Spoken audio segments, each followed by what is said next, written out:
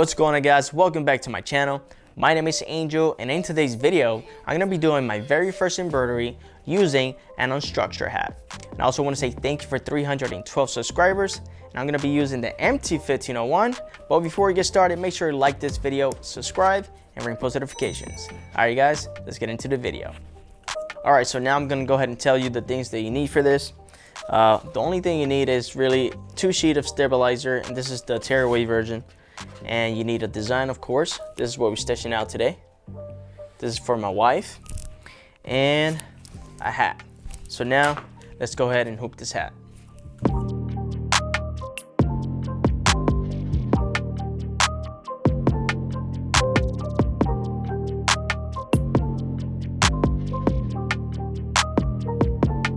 Alright guys, so the first thing we're going to be doing is go ahead and change that design. So we're just going to go to File. This is the design I want. I'm going to hit OK. So now I'm going to go ahead and lock it. And I'm going to go ahead and trace.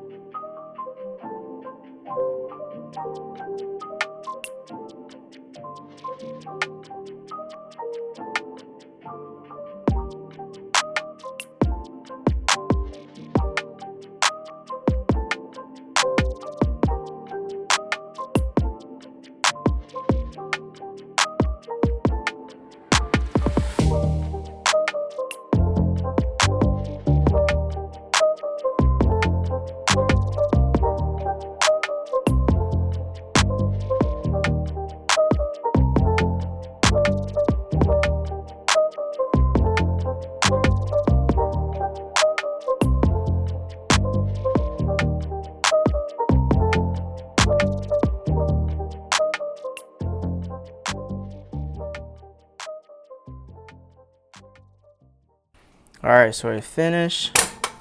Just go ahead and take it out. That's how it came out.